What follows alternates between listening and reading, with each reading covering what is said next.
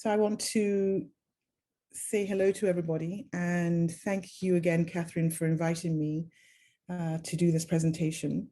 My name is Nneka MacGregor and I'm the founder and executive director of a very small but mighty organization. We're called the Women's Centre for Social Justice, but we're better known as Women at the Centre. And we're a very unique organization in that we are the only incorporated nonprofit that was set up by and for women and trans survivors of all forms of gender-based violence. We have over 4.5, close to 5,000 members globally now, and primarily based in Ontario in Canada. But as I said, we have members in the States, in the UK, in France, in Nigeria, in Japan, I was told last week. But yeah, I'm really excited at the opportunity to talk about some research that we engaged in, which also was ironically one of the first and the only research on the experiences of women survivors of intimate partner violence, of non-fatal strangulation. So that's what this presentation is going to be about. If it will play. So the presentation is called Battered and Brain Injured, Strangulation and Traumatic Brain Injury Among Women Identified Survivors of Interpersonal Violence. There we go. Some of the key takeaways. So at the end of the presentation, what I want you to know is really what is it about traumatic brain injury? What is it about strangulation? And what is it about intimate partner violence or interpersonal violence that you all need to know in order to be better able to support survivors that you meet in your work? I'm going to do a little bit of an introduction. I'm going to talk about why this is a gendered issue, why this is when we talk about violence against women, why are we talking about violence against women? I'm going to also talk about the strangulation research that we conducted, as I said, on non-fatal strangulation, look at some of the findings, talk about the intersection of strangulation and traumatic brain injury moment, and how me personally and our organization made the connection between TBI and IPV.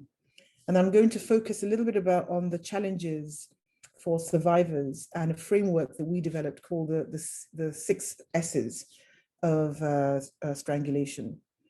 And then we're going to look at some of the other work that we've been doing as an organization, which I think is really, really exciting. So I'm going to slide through all of this very quickly and talk about why is this a gendered issue. I sit on several councils and committees, and one of the really most difficult ones actually is the Canadian Femicide Observatory for Justice and Accountability, which is set up by an amazing woman called Dr. Myrna Dawson out at Guelph University. And what it does, what the committee does, is that we monitor the murders of women in Canada, and every year we produce a report, and the report really looks at disaggregated data. So we look at the Black women's experiences, Indigenous women's experiences, women living with disabilities. We look at women living in rural communities, women living in urban communities, and we try to raise awareness about this form of murder, which we have a hashtag, call it femicide, because it is murder of women because they are women. And so in our 2020 most recent report that we published, at a time when we were facing multiple pandemics, and I talk about these multiple pandemics being gender-based violence, which has been an ongoing generation after generation. We talk about anti-Black racism, which, as you all know, with the murder of George Floyd in May of last year, flared up a lot of global protests, and then sort of mingled with these two old existing pandemics. We then had to grapple with COVID. And so in 2020 last year, the Canadian Femicide Observatory, we noted that 160 women and girls were killed. And when you think about, again, breaking it down into statistics, that's 1 every 2.5 days. 1 every 2.5 days, a woman is murdered. And one of the things that we also found was that most of these perpetrators were individuals who were known to the women. 20% of the women were estranged from their current or former partner, and only 6% of the murders, the femicides, were committed by a stranger. And I think it's really important to stress that point, because people often think about when women are killed that it's somebody who jumps out of the bush, somebody who doesn't know them. The reality is that when women and girls are killed, they are killed by somebody who knows them, somebody who's very, very close in the family. So this is the link, and Catherine's going to share the slides so you can take your time and have a look at the Femicide Observatory slides. And one of the reasons why we talk about it being gendered is because the overwhelming majority of these women who were murdered were killed by men, right? So it isn't about, there isn't a debate as to whether there is an equivalence. There is an equal amount of women being killed by men, women killing women. The overwhelming majority of individuals who are murdered in this context are murdered by male members of their close family, either fathers, brothers, most often intimate partners. And I also want to put a face to this stuff, right? And I think it's important that people understand that we're not just talking about statistics, we're talking about real women who were loved by their mothers and their fathers and their brothers and sisters and their best friends. We're talking about real people whose opportunities to live life freely and fully were taken from them. And I also contextualized all of this stuff around acts of solidarity with Indigenous women and girls. And the first case that I want to center is Selena Taylor, a 22-year-old young Indigenous woman from Curve Lake First Nations. And she was beaten so badly in 2019 by her current boyfriend that she was in a coma. Right? She was beaten so badly, she had to be put into an induced coma.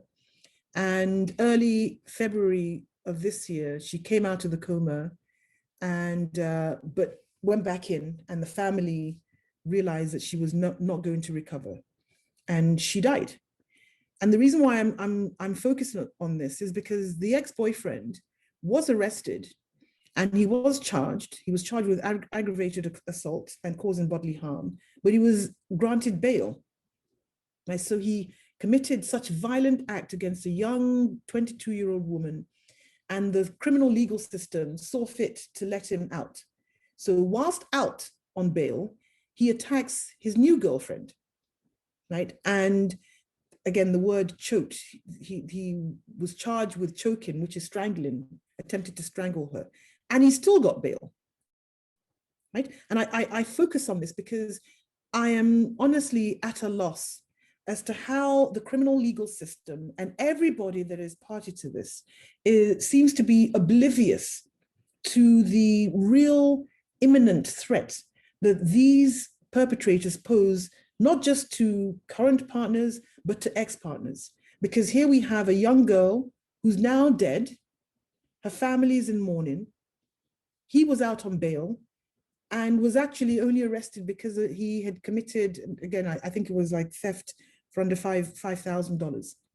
So the way the women's lives are valued is even less than property, which is still problematic, still mind-blowing to me. So I always start off to honor and acknowledge murdered Indigenous women, because again, when we talk about the rates of brutal violence that they experience in relation to the percentage of the population on their own land, because this is Indigenous land that we're sitting on, we're living in, it is appalling how the system continues to fail to hold itself and to hold perpetrators accountable for the violence that's committed against Indigenous women and girls.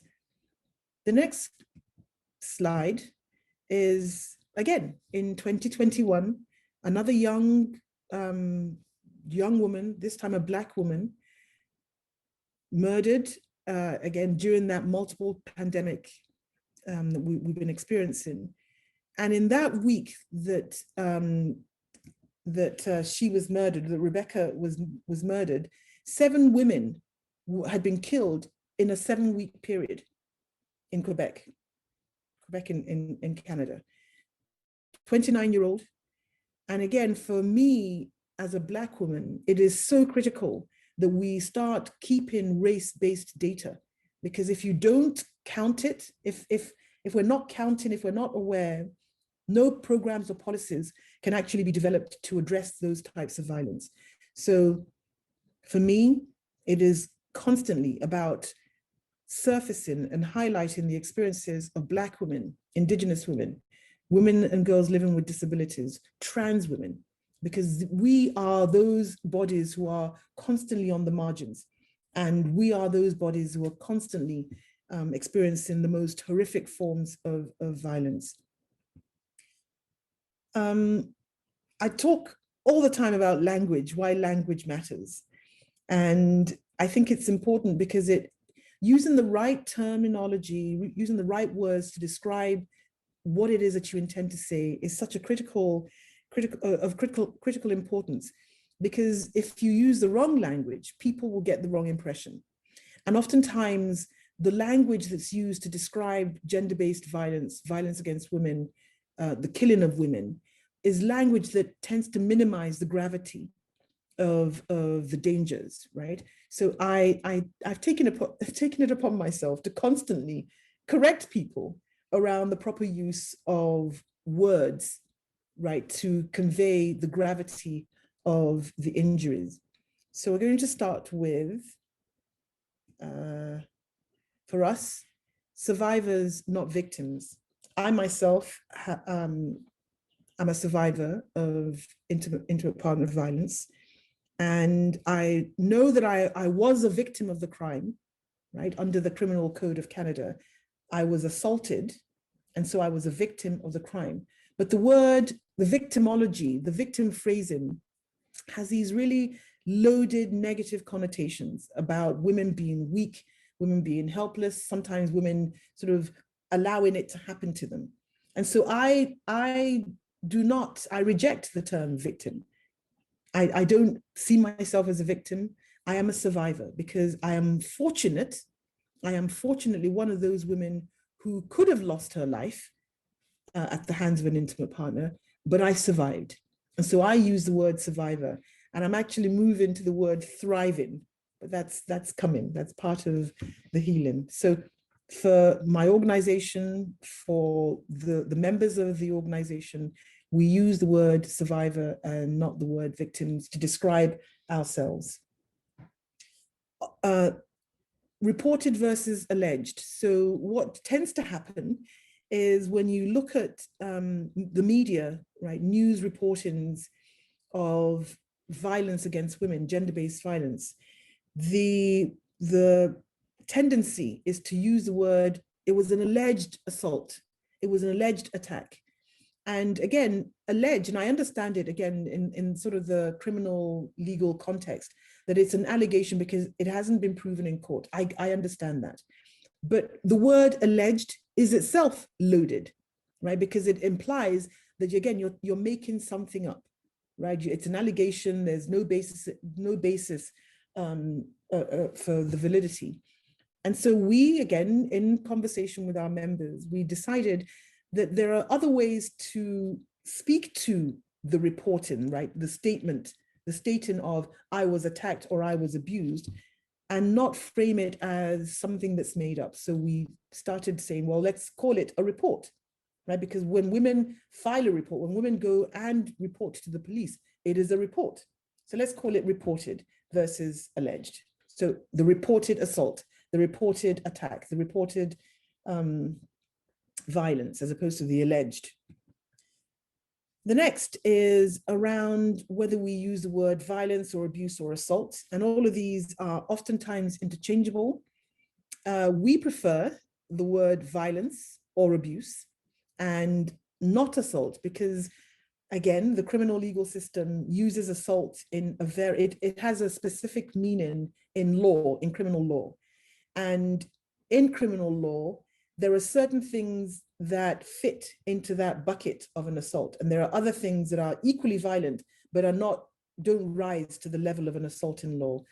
And so for us, it's using the word assault to describe the experiences, the attacks that are launched against women is a way of removing the complexity and the numerous ways that women and girls and gender diverse individuals are harmed by aggression, right? So instead of using assault, which tends to narrow and tends to keep it in the realms of criminal legal system, we prefer to use the word violence or the word abuse. Violence to me is broad and all-encompassing. And then my favorite is when we talk about stories. Women shared their stories, women shared their experiences.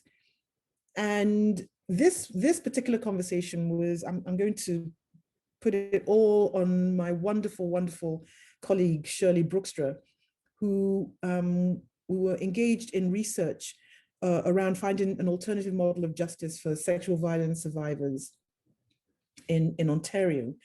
And having spoken to multiple women in one-on-one focus groups, women who had been raped and had reported the rape to police. And then we conducted focus groups with women who were raped and who didn't report. And in that, during those conversations with women, what kept on coming up was, women are telling their stories. Women are telling their stories. My colleague Shirley one day said, you know what, I damn well hate that word story, because again, it implies that it's something that's made up. It's like a fable. Like you're telling children stories, you're telling a story about something. And so anything that tends to diminish the veracity of women's experiences or to discredit women's experiences by using language like a story, we felt was actually doing more harm and was contributing to why women don't come to disclose. So we decided we needed a better word and came up with declaration, which I absolutely, absolutely love, because I think it's actually a much more powerful phrasing of, I am declaring what happened to me. And declaration, it's like a declaration of independence, a declaration of war. It's a much more powerful claiming of my narrative, right? I'm telling you what happened. I'm declaring it unapologetically. So we prefer the word declaration and have stopped using stories to describe women's experiences. My friend Vivian Green, who I talked about at Women Abuse Council, used to talk about how gender-based violence is deep-rooted, is socially constructed, but it's individually willed. And it's a way of showing how the responsibility, the onus is not just on the individual perpetrator. It's a societal problem, right? Because society has created this environment that allows that violence to continue, that allows survivors to feel marginalized and to be held responsible, as I said, for the crimes that's committed against them. But it also does not allow the aggressor to escape, right? Because it recognizes that there is a choice to act in this way. So I love this quote from Viv, and I share it every time. I don't know what's going on because it doesn't want to, oh, there we go. Okay. I'm tapping. Oh, there we go. Some stats. For goodness sake, people, I'm so sorry about this. Hold on 1 second.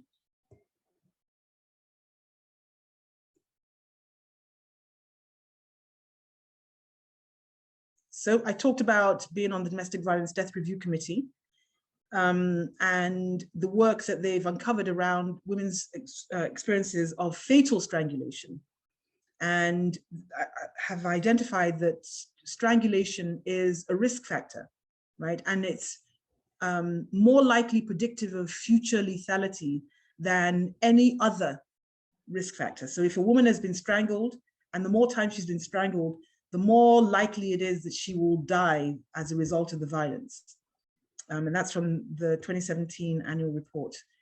And so here are some Canadian stats. And I have to say that all of this is leading into why we did the research that we did, was that there was no Canadian research on women's experiences of non-fatal strangulation. A lot of stuff being done in the States. The lovely Casey Gwynn, Gail Strack out in San Diego. Casey's I love him. Great work that they're doing in the Strangulation Institute, but there's no such focus in Canada until we started doing this work. So Canadian context, Domestic Violence Death Review Committee found that 11% of women killed by their partners in Ontario were asphyxiation through asphyxiation. 19% of women who reported violence by a partner between 1999 and 2004 also report being strangled, again, Canadian context. And I'm going to move this because I can't see. Hold on, I'm just going to.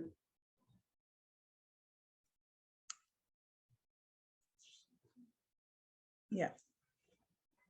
89 cases involving choking and strangulation between 1990 and 2006. 39 offenders were charged with section 246 of the Criminal Code, which is overcoming resistance by commission of an offense. And if you folks heard of Gian Gameshi, the CBC, a couple of years ago, it was this very famous CBC news personality who had been arrested and charged with multiple assaults of sexual violence, sexual assaults against multiple women, went to court and was found not guilty. That's another story. But he wasn't charged with strangling, suffocation, but it was overcoming resistance by strangulation, where strangulation should be an offense on its own, which is part of what the criminal, yeah, I know, I see Eve's face. I know. So this has been part of our work, is how to change the law around strangulation, to have it as a standalone and to actually have it as an attempted murder, because that's the level of violence that it merits. And here we go. So we're going to look at the research we did. It's called A Fresh Breath, examining the occurrence of strangulation among women abused by an intimate partner. Very quickly, because I'm mindful of the time. What we did, I'm going to put all of this stuff out and then talk about it. We have 20 more minutes. Don't rush. This is fascinating. This is amazing. Thank you, lovely. So it was a collaborative effort as an organization created by and for women and trans survivors of all forms of gender-based violence. Our board are obviously all women survivors as well, women identified survivors. And my board co-chair, Dr. Tokwe Adefarakan, who has a portfolio, her portfolio and our work is research and education. Our director, Christine McCall, who's also doing her PhD in employment and women survivors' experiences.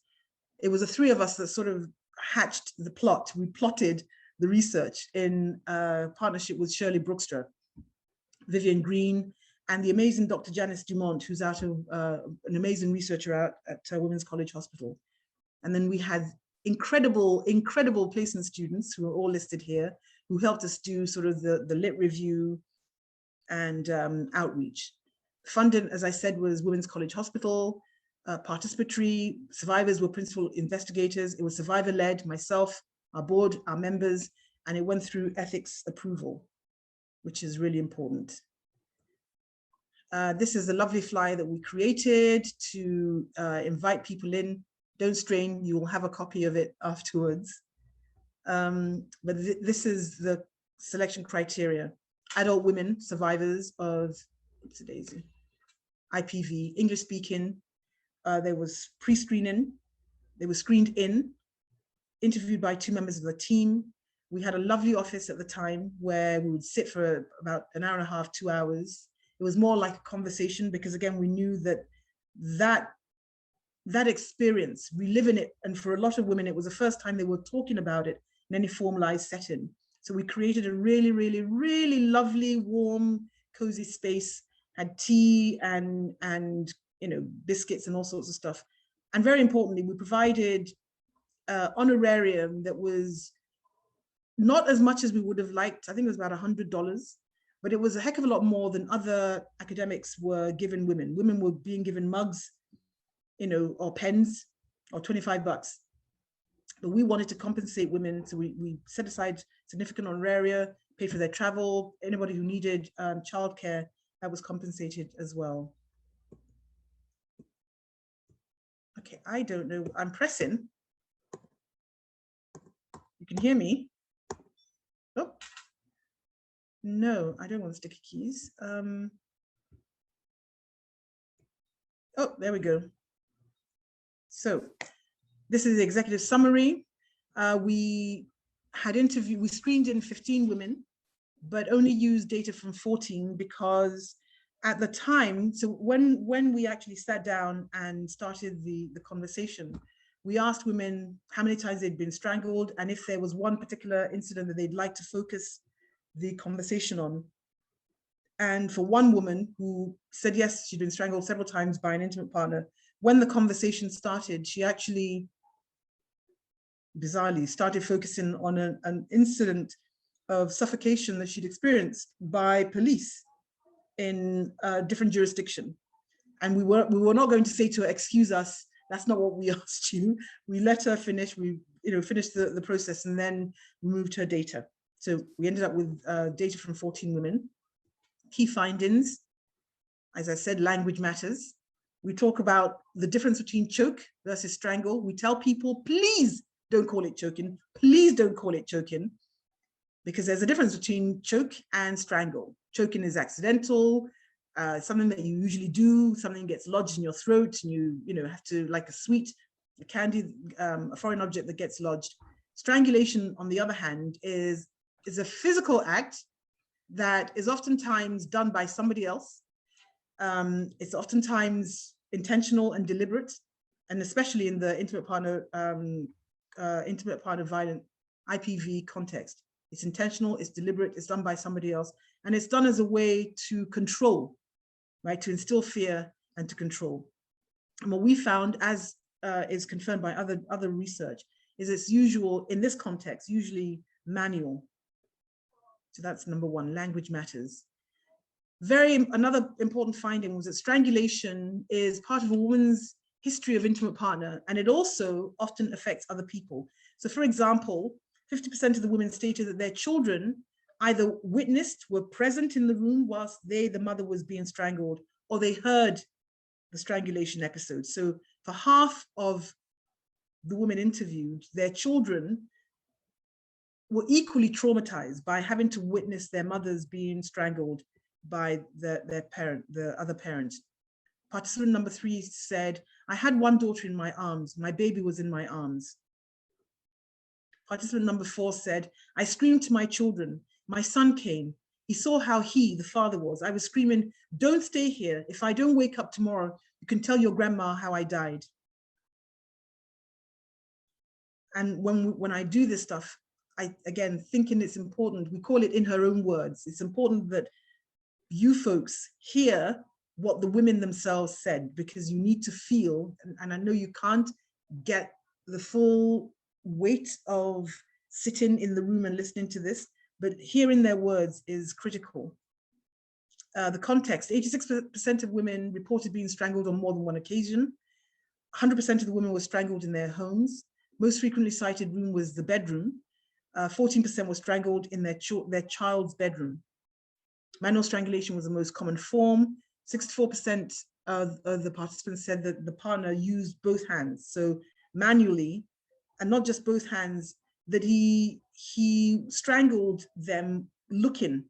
So they were facing each other as he strangled. And it was a way, again, to see the terror in her eyes, and knowing for a lot of women that a lot of women thought that they were going to die that day. And so for their partners, their ex-partners, it was the ultimate trip, right? It was the ultimate form of control. 7% was smothered with a pillow, 7% were held in a chokehold, which is that, as you know what the chokehold is. I'm going to stop for a second and talk about, there were there's what we term the 4 C's of strangulation. And using these 4 C's was a way that we were able to contextualize our research. And it's actually helped us. We've now expanded it to the 5 C's of sexual violence. And then we've got the 6 C's of peer support. But at the time, we had the 4 C's of strangulation, which is context, care, communication, and consequences. So we divided the data, right, along these 4 C's. So under communication, most women told at least one person, 37% sought medical care, which is not a lot. 40% could not disclose in the emergency department, even though they went in. They either were not screened, either were not asked, or when they were asked, they couldn't speak, they couldn't say because he or somebody else was there with them. Only one person was provided care, was at a sexual assault and domestic violence care center. And that one person was the only person who had any positive experience about any healthcare setting at all. And she attributed it to the training and the care and compassion that the sexual assault domestic violence care center nurses displayed towards her. Participant number 6 said, doctors should know you can't take answers from someone on behalf of someone else's health. And she was talking about how at the hospital, they were asking her and her partner was answering. And nobody thought that that was odd, which to me is a little bit of common sense, right? But has to be stated. Participant number 14 said, they should see you alone. I love my mother. I didn't want her to know I was strangled. So yes, it wasn't the partner. Yes, it was her mother. But again, these experiences, women, very, very intimate, very, very personal. As I said, reluctance. 14% wish that they'd sought medical attention, but were reluctant. Participant number 12 said, being able to disclose is one of the biggest stumbling blocks for me. And I know for many others, because I've talked to various other survivors, my concern is with them as well, is if I disclose, then CAS, which is Children's Aid Services, I don't know, what are they called in the States? Child Protection. Eve, you're on mute? It's DC, it depends on the state. It could be like DCFS, Department of Child and Family Services, yep. Something like that. Yeah, so women were concerned that if they disclosed, Children's Aid Society would take the children, right? And again, that raises a huge red flag because this is very true. We talked about race. Black women's children are more often apprehended by child welfare than non-Black children. Indigenous women's children are more often apprehended than non-Indigenous children.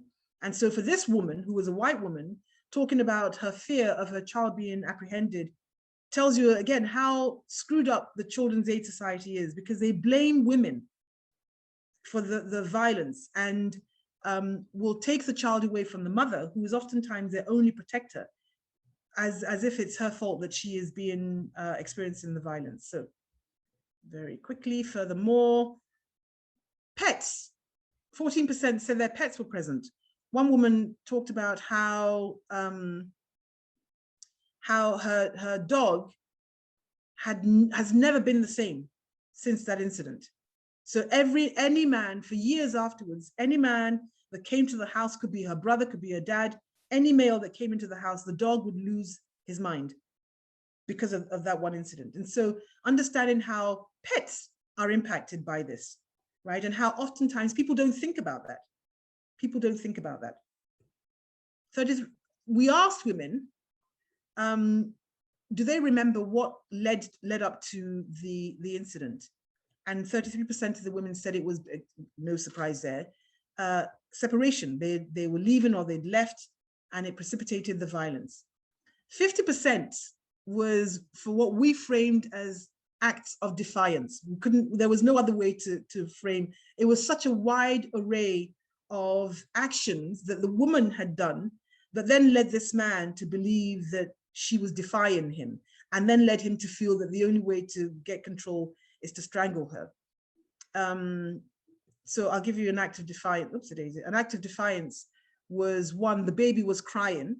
He told her to go see to the, she asked him to go pick up the baby because she'd been with the baby for the whole day. And he told her it's her job, that she should do it. And she said, please go get the baby. So that please go get the baby was an act of defiance, which led him to beat her up and to strangle her to unconsciousness. 87% of women were strangled on more than one occasion. 64% were strangled to the point where they lost consciousness. And 7% experienced loss of bladder and bowel. And we all know that when you're at that point where you're losing control of your bladder and your bowel, that's literally the cusp of death, right? You're on the cusp of death. Participant number 4 said he wanted sex and I said no. This is really horrific because this woman had just given birth the day before. Bear with me, just given birth the day before, came home from hospital. He wanted to have sex. She said, I don't feel comfortable down there. To him was an act of defiance. So it warranted being raped, being beaten, and being strangled.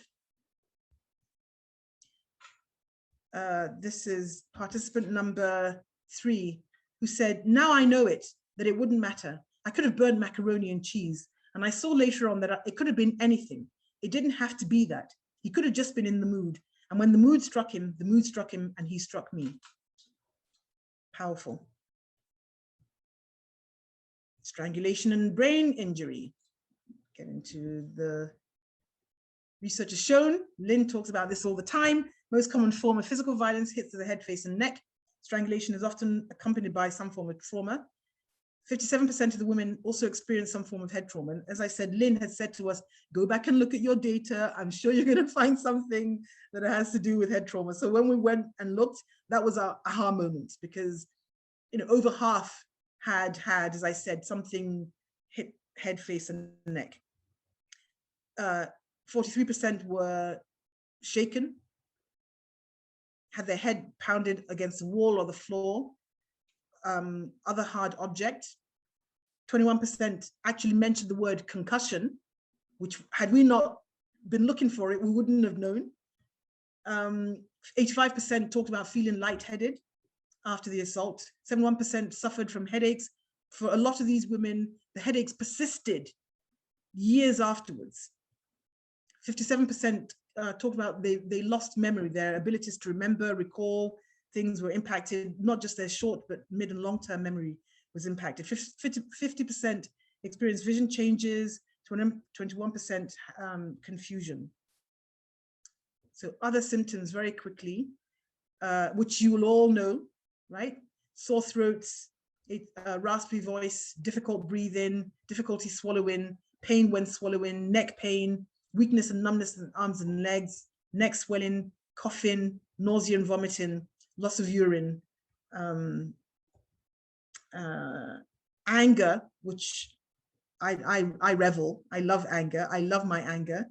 86% of women talked about anger being something that sort of enveloped them. And it was the reason why it was such an interesting emotion was because they also talked about how they were not angry before. They didn't view themselves as angry women. But as a result of these multiple episodes of strangulation and hits to the head, face, and neck, anger became a sort of a go-to. That little things would trigger them. 86% had flashbacks, feelings of helplessness, sleep pattern changes. 71% had depression. I'm not going to play this, but please take time and watch it. It's a lovely little video that we put together that talked about the 4 C's of strangulation and explains a little bit more about what it is. Oh, here we go. Some challenges. I'm going to go to here. It takes challenges, right, to getting the word out about traumatic brain injury, about strangulation, about its intersection with interpersonal, intimate partner violence, is that we talk about it does take a village. It takes everybody talking about it. It takes survivors being brought to the table, similar to the work that we're doing with Angela and the team. It takes researchers who are empathetic, who are kind and compassionate. I love Eve. Eve, I flipping well love you. From the time we met years ago and we drove to the Airbnb or wherever you were staying, we had a great chat. There are researchers, Angela knows she's my girl crush, Lynn. There are researchers who are doing incredible work And they're doing it in a way that is so respectful of the women that they're working with, that they actually center the experiences of survivors. And those types of researchers are the ones who are doing the real justice to this work, because they are not in it, for the fame and the glory and the publications. They're in it because they're actually creating real change and real impact to the survivors. It takes violence against women support services. We've been very, very lucky. We were working again with Angela with organizations such as the Cridge Center out in Victoria, British Columbia. Sylvia Samsa, who's no longer at the Women's Habitat, Women's Shelter in Etobicoke. So there are support organizations who, again, are very empathy-based, kind and compassion, focused on supporting survivors. Those are the types of people that we want to work with. Advocates, like-minded citizens who understand the importance of partnerships, kindness, as I said, empathy, compassion, and allyship. The work is hard. I talk about this all the time. Nobody wakes up and thinks, I'm going to go into social justice because I'm going to make lots of money. I'm going to have, lots of vacation time. No, it's a calling, right? It's a real calling, regardless of where you are on the spectrum, whether you're an academic, you're a support service provider, you're a survivor. It takes a particular type of person to get into this work, because the work is bloody hard. Hold on one second. I talk often about the funding scramble, that there are organizations who, again, are not operating from a place of allyship and compassion and empathy, but it's about, if I can get the pot of money for my work, for my lab, then I'm set. And it takes a particular type of mindset to think about how do we share resources? How do we make sure that the funding that goes out there is promoting everybody? And how do we help funders stop pitting us against each other, right? In these competing buckets that sort of makes you feel that you have to bring the other research team down in order for you to rise. It doesn't have to be that way. And then there's the burnout, because, as I said, the work is hard. And it takes a lot to get up in the morning. Yesterday, I'm reviewing a case for the Domestic Violence Death Review Committee, which is my first death review case. And it happened to be of a young Black woman murdered by her Black partner. And she happened to have lived like 10 minutes from where I am, just a little younger than my son. And when I started reading it, I was overwhelmed with sadness. And again, it's trauma, right? It's the trauma that sort of surfaces. And I have to figure out a way to navigate out of it, because I can't sit in a corner and rock. Nothing gets solved in that way. So how do I keep myself sane? How do I keep myself safe and not succumb to the burnout and not succumb to the disillusionment? And it's because I get to hang out with incredible women like you folks and the guys on the team that I haven't seen. I talk about some challenges and how survivors have to be put at the center of all of this work. And if you're not doing survivor-centered work, you're not doing it right. I'm telling you, if you're not doing survivor-centered work, you're doing it wrong. But there are the 6 S's that impact survivors' abilities to engage, right? The first one being shame. Feelings brought out, and it's not her doing, it's the way society has pigeonholed us to feel as if we are somehow responsible for the violence that's been committed against us. Second S is stigma. That's associated with being a victim of the violence. And I shed my shame and my stigma a long time ago. I actually lead with it, right? I lead with, I am a survivor, and people have to deal with it. I remember when I was the chair of Legal Aid Ontario's family law committee about 7-8 years ago. I'd walk in the room all dressed up, right? Because it's Legal Aid Ontario, full of lawyers, and people would think, she's another lawyer. Yes, I am, but I'm not a legal aid lawyer. I would start with, I'm a survivor. People would say, oh my goodness, you don't look like a survivor. To which I would say, well, what does a survivor look like? So it's how do we have those conversations that's help people shift from stigmatizing and shaming. Safety, fear of repercussions, right? Because when you speak up, you run the risk of your ex escalating in his violence.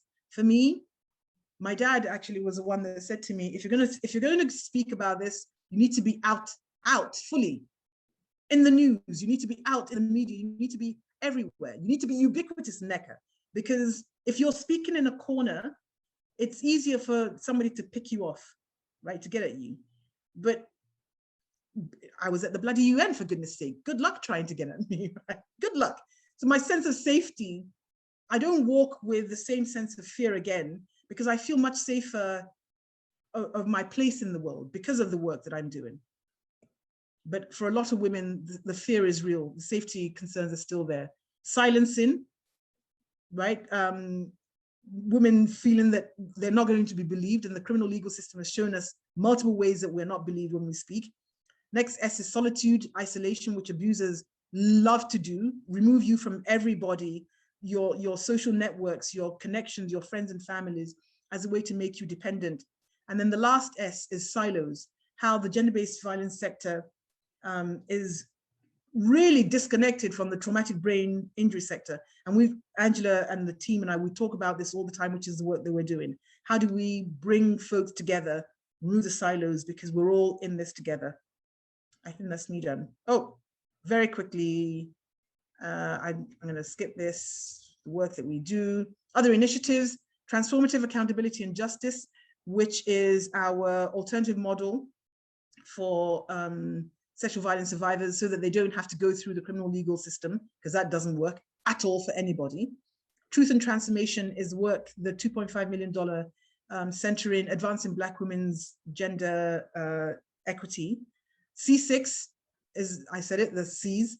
C6 is our peer-based support counseling. We just received some funding for free counseling services, which is not, it's not the traditional counseling, because it's about helping survivors navigate to a place where they feel empowered to use their lived experience to actually create change.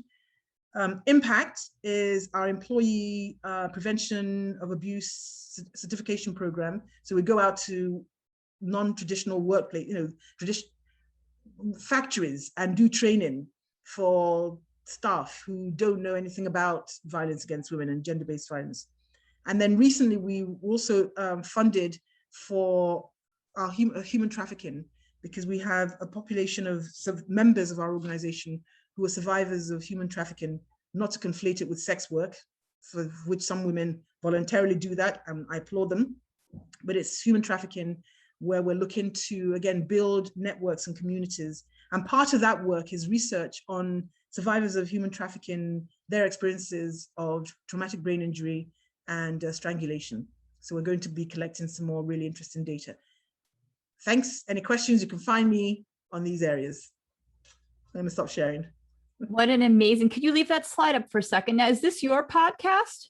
Yes. I didn't know you had a podcast. Oh, I'm so excited. Yeah. So just wait. Before you go, before any of you jump on that podcast, I have to do a little bit of a warning. So before I left my ex-husband, I went to a convent, and I never swore.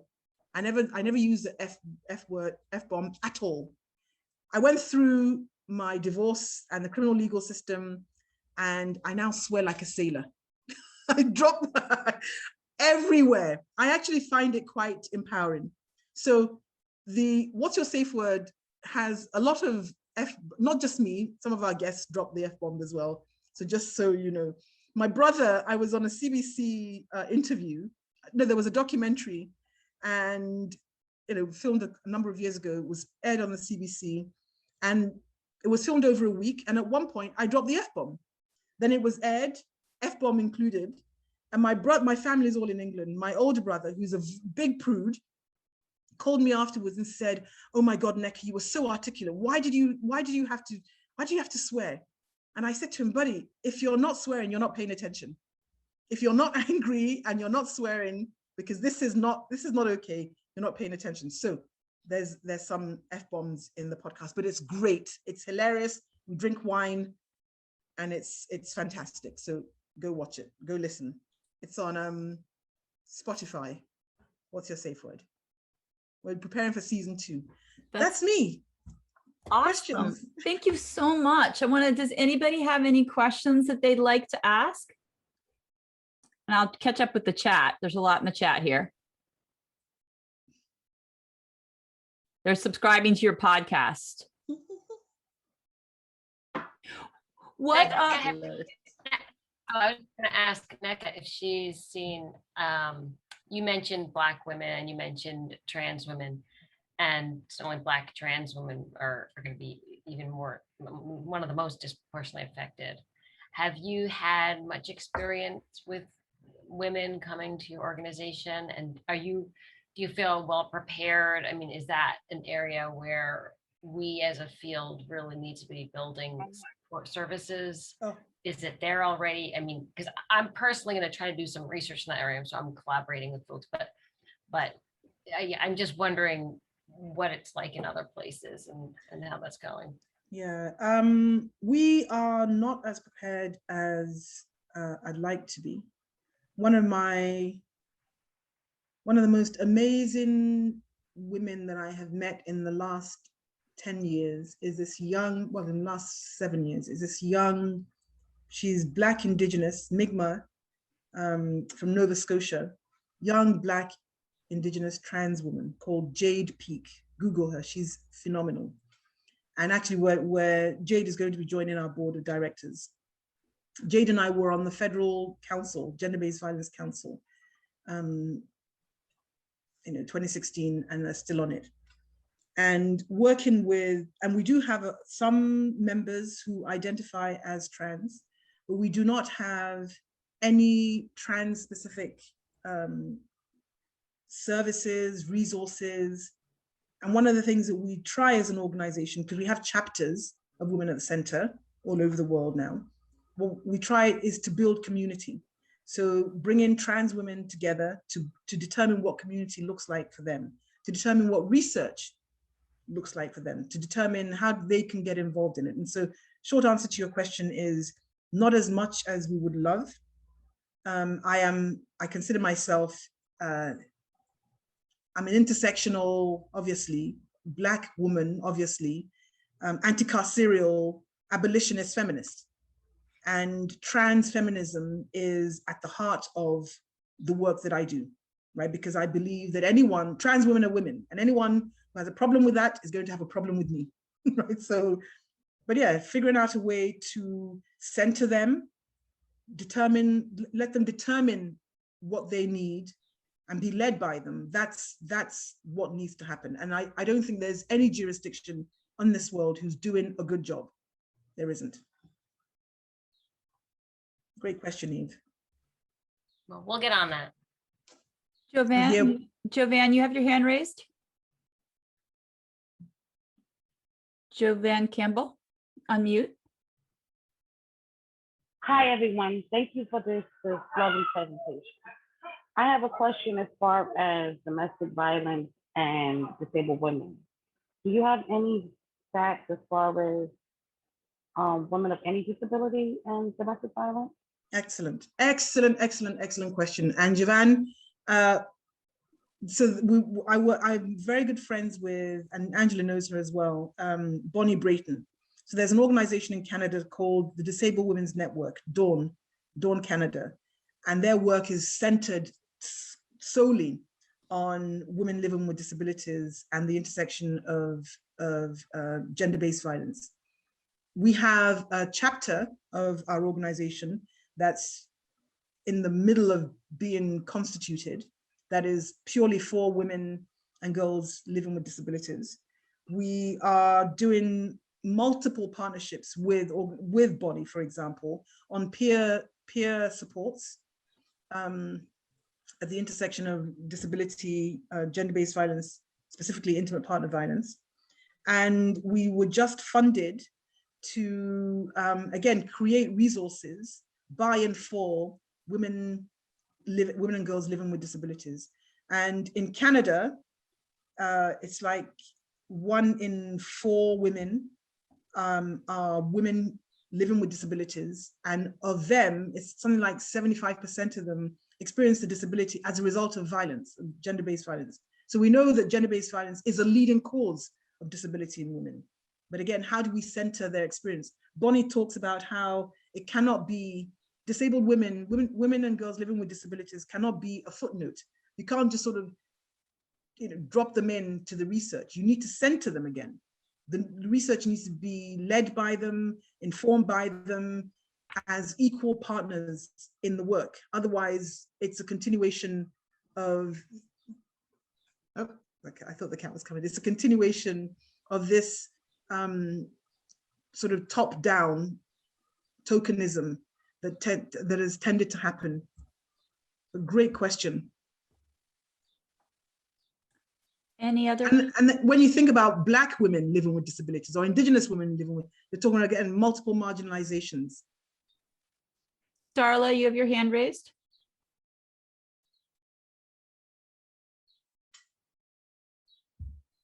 Darla, would you like to unmute?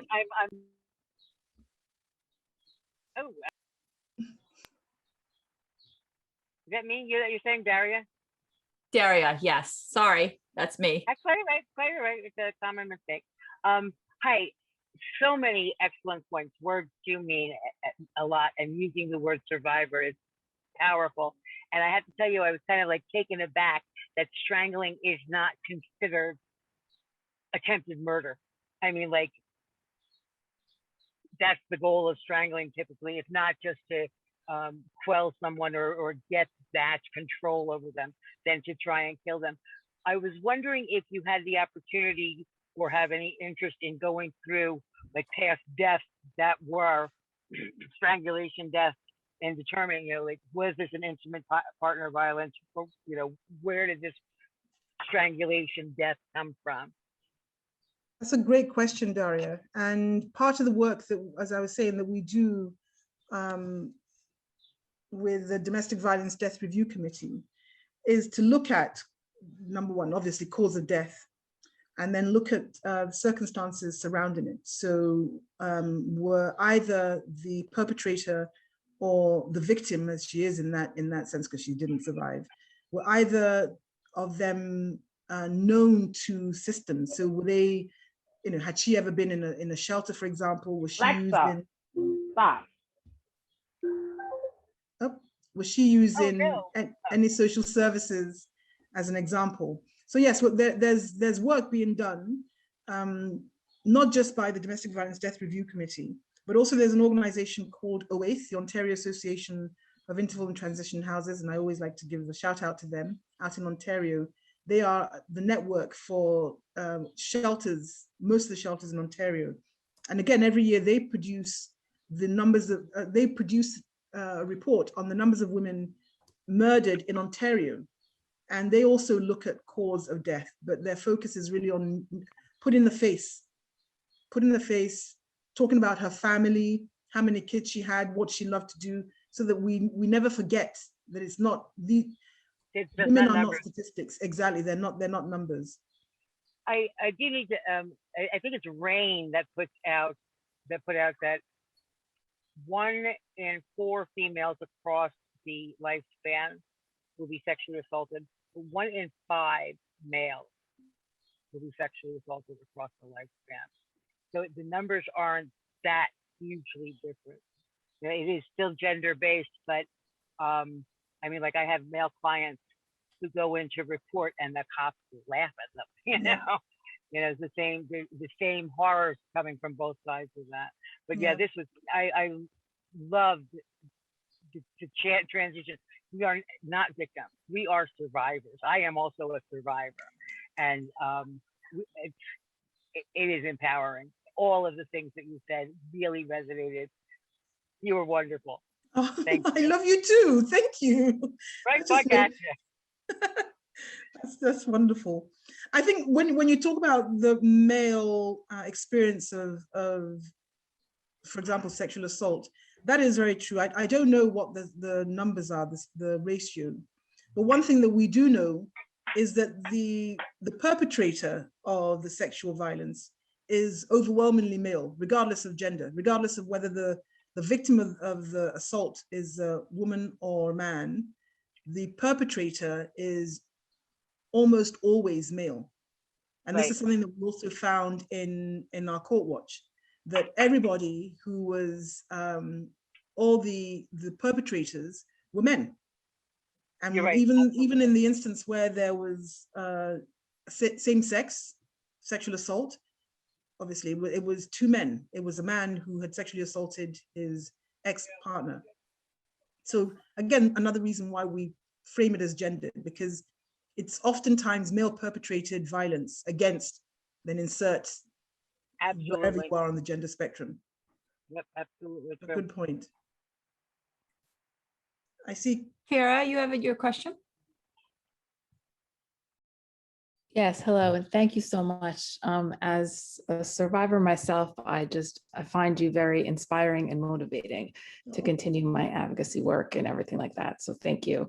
My question was that I do some work with PINK Concussions and really trying to advocate and push for more like screening and diagnosis of brain injury following, cases of IPV. And I was curious, in Canada and the centers and the work that you do, if you see that it is a typical screening or if it's more prolonged and undiagnosed. Yeah, it's so the whole to screen or not to screen is one of those debates. I have always known where I was. I've never been iffy on it. I've always believed that you should screen. I think that getting controversial. There's a lovely woman, Harriet Macmillan, and Angela knows her, who produced a report a number of years ago, which sort of tended to suggest that screening doesn't make much of a difference. I beg to differ. Every survivor that I've ever spoken to, who myself, when the Mother's Day incident happened and I had my head cracked on the kitchen tiles, paramedics came. It was during SARS, right? It wasn't COVID, but back then it was SARS. And nobody wanted to go to hospital because that's where you get SARS. It wasn't from sitting in your home. So the paramedic said to me, you might have a concussion. We think you should go to emergency. And I said, yeah, I'm not doing that. And he said, okay, well, if you don't go, if you start vomiting, you need to get to emergency because you might have a concussion. So went about my business, woke up like 3 a.m, vomiting. And I thought, holy smokes, I've got concussion. So I get in a taxi, get to the emergency, wonderful hospital, very few people there. Nobody asked me. And I wanted to talk. I wanted to tell them, this is what happened. This is what he did. Nobody asked me. So I believe that women should be given that option, right? Ask. And if she wants to disclose, she does. But by not asking, you're effectively, again, silencing women. And I think that there is a lot to do with, once you've screened, once you've asked, then what do you do with that information, right? If you're just asking for the sake of asking and to sort of check boxes, and that's a bloody waste of time. If you're asking because you have resources, you have referrals you can make, you have supports, absolutely fantastic. And if there isn't any, then that should be the impetus on all of us to create resources and networks and support. So I think in the Canadian context, we are, Angela, you might agree with me here, but we are quite far behind what you folks are doing in the States. And I think none of us are where we should be, but we are definitely in Canada very, very, very far. I just think when you're talking about, I think having that diagnosis and that awareness of what happened will really determine what the care pathway is and how the woman will be able to rehabilitate or move on or even separate and all of that. So it's definitely, determining factor in what her next steps, will be. So exactly, it is critical for the diagnosis to happen. Exactly, and we talk about how that there's this sort of paternalistic view that comes from both sides, TBI and IPV, GBV world, with, well, if we tell her she has a TBI, then it's going to elicit all sorts of challenges for her. And I'm thinking, tell her she has the right to know, right? And her knowing, absolutely, especially if there's family law issues. We talk about this in our team. If there are family law issues, if she knows, then her ex will invariably find out. And if he finds out, then it may be used in evidence against her in court, right, around custody and access. And my answer to that is, we need to educate judges so that women are not being penalized. You can't have your children taken from you and given to the man who gave you the head injury. That's just upside down, topsy-turvy land. If he is the cause of your head injury, giving the children to him because you now have a TBI is counterintuitive. It is absolutely ridiculous. And if you're going to give him custody and access to children when he's done this to his partner, then you, the judge, you need to be back. You need to be in this space learning. Yep. Nneka, I will say that what you're saying is exactly what I said a couple of months ago. And it was a lawyer in Canada, and she said, no, I've seen this happen. And so she changed, because that's exactly what I would say. Like, that's nuts. That's absolutely ridiculous. You can't possibly say you're going to give the kids to the person who gave her the brain injury. I'm like, that's absolutely ludicrous. And she said, she was a lawyer, and she said, no. She said, I've seen it happen. It does happen. She said, our system does not work the way it should necessarily. And when they talk about the best interest of the child, they will see an impaired parent, and they will say that he is going to anger management classes, and they will say, well, he is the better person for this child. So I learned a lesson, and so now I am more cautious in what I say, because I think it boils my blood to think that is possibly true. But this was another lawyer telling me this, and I was just like, what do you do? So now what I kind of try to say is, there's still no, I think women absolutely need to know. And in no circumstances would I say we should not let them know if we think they have a brain injury.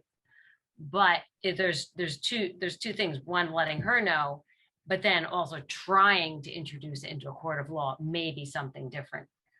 But I still think that I still think that she has to know, because how is she supposed to do what she needs to do if she's living with something she's not aware of that can impede her functioning? So it's super complex. And I just think that you're exactly right, that the judges and the judicial system absolutely needs to learn, unfortunately, and especially, and I don't know, Canada as much, but here in the States, people don't even know what the heck a brain injury is.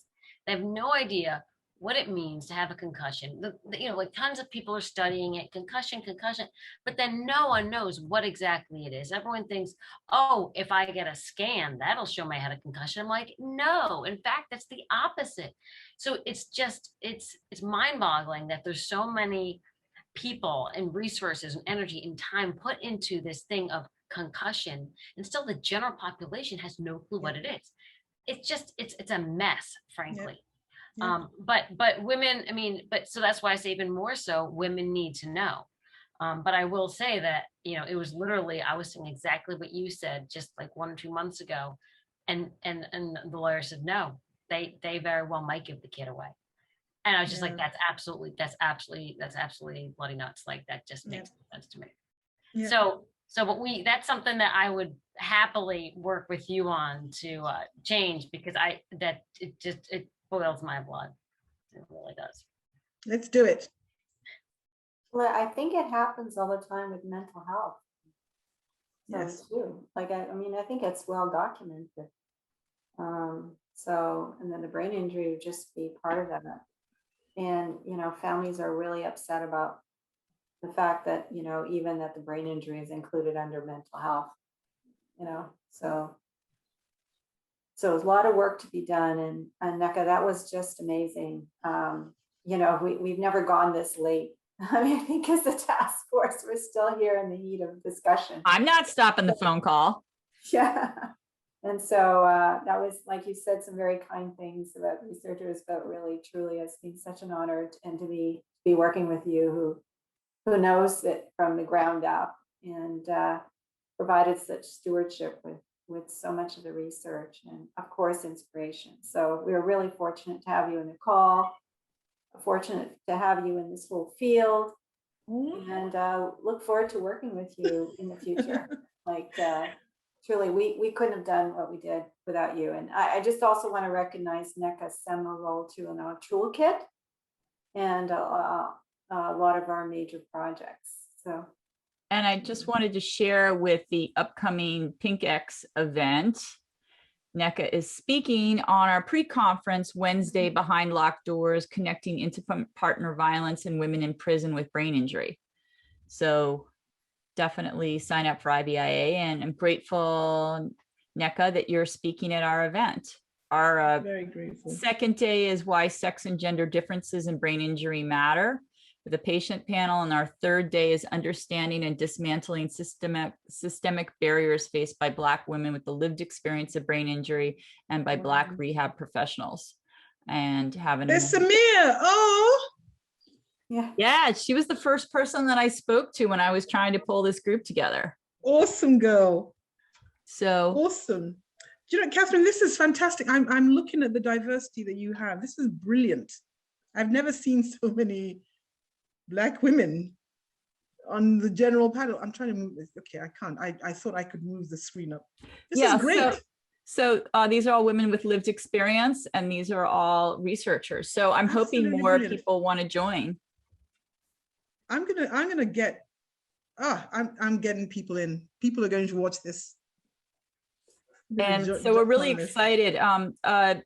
Odette Harris was a part of it, but she's actually going to be in Jamaica with a burial of her father, so she can't be in there. So I have asked Sydney Hines, who is the delayed PINK Concussions Award winner, and he was a little intimidated. He said to come and speak. He's like, you have these incredible women. And I said, you know what, we need men in the room. And if we don't really want you to talk too long, but we want you to open it and make it safe for the men to come in the same way I have Jeff Bazarian say menstrual cycle in our things. We just need it. We need you for your male presence, and you need to bring some men along so we don't have another event with just women in the audience. So I love it. I absolutely love it. He's slightly intimidated, but I'm not giving him a wiggle room. Don't. Right? Absolutely brilliant. So absolutely brilliant. Thank you for an amazing day. And I'm going to, I got a typo there. I got to work on the typo. Yeah, I always need help with typos. We've been doing the last night at midnight, all the CME stuff was due for working on that. So thank you so much for today. And we will took notes, and I'll record I'll put what I have together. And thank you all. Thank you, Nneka. It was so wonderful to spend time with you. Likewise. Thank you. Thank you. And everybody have a safe and healthy rest of the week. And I'm going to cut out and paste all the comments so Nneka can read them all at her leisure. Ooh, thank you. And are you pushing the slides down too? Yes, I will also do the slides. Thank you so much, Nneka. This was wonderful. My pleasure, Daria. Thank you. Have a great week. You too now. Bye. Bye, Karen. Take care, everyone. Bye-bye. Bye. Thank you.